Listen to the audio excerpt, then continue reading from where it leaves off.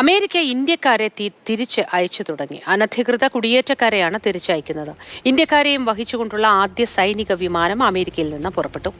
അർജുൻ പീതാംബരൻ വിവരങ്ങളുമായി ചേരുന്നുണ്ട്. അർജുൻ, ഈ സൈനിക വിമാനം, ആദ്യ വിമാനം ഇന്ത്യക്കാരുമായി ഇങ്ങോട്ടേക്ക് പുറപ്പെട്ടിട്ടുണ്ട്. ഇതിന്റെ വിശദാംശങ്ങൾ എന്തൊക്കെയാണ് അർജുൻ?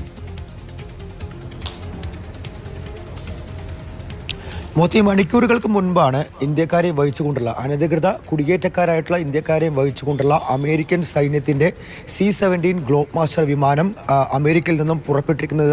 അടുത്ത ഒരു 20-22 മണിക്കൂർ കൊണ്ട് ഈ വിമാനം ഇന്ത്യയിൽ പറന്നെത്തും.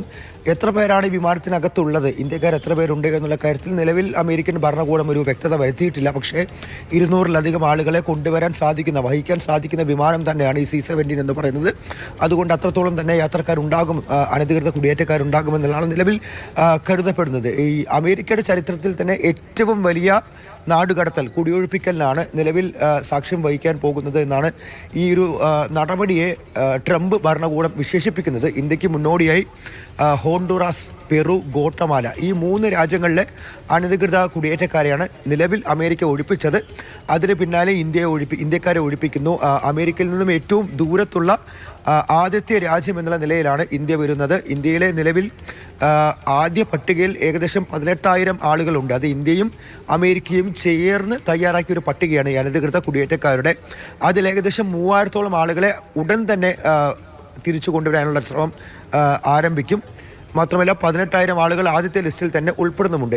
7,25,000 ഇന്ത്യൻ അനധികൃത കുടിയേറ്റക്കാരാണ് നിലവിൽ അമേരിക്കയിലുള്ളത്. ഇവരെ എല്ലാവരും തിരഞ്ഞു പിടിക്കുന്നുണ്ട്, ലിസ്റ്റ് തയ്യാറാക്കുന്നുണ്ട്. ഈ അനധികൃത കുടിയേറ്റക്കാരെ തിരിച്ചു കൊണ്ടുവരാൻ എല്ലാ സഹായം ഒരുക്കുമെന്നുള്ള കാര്യം ഇന്ത്യയും വിദേശകാര്യ മന്ത്രാലയവും വ്യക്തമാക്കിയിട്ടുണ്ട്. അതുമായി ബന്ധപ്പെട്ടുള്ള ആദ്യ നടപടി എന്നുള്ള രീതിയിൽ ആദ്യ വിമാനം മാത്രമാണ് ഇപ്പോൾ ഇന്ത്യയിലേക്ക് തിരിച്ചു വരുന്നത്. മറ്റ് രാജ്യങ്ങളിലേക്കും ഈ നടപടിയുടെ ഭാഗമായി അനുബന്ധ വിമാനങ്ങളും അതുപോലെ തന്നെ കുടിയൊഴിപ്പിക്കലും നാടുകടത്തലും എല്ലാം തന്നെ നടന്നുകൊണ്ടിരിക്കുകയാണ്. എന്തായാലും വരും നാളുകളിലും നിരവധി ഇന്ത്യക്കാരായിട്ടുള്ള അനധികൃത കുടിയേറ്റക്കാരെ ഇന്ത്യയിലേക്ക് തന്നെ മടക്കി കൊണ്ടുവരും.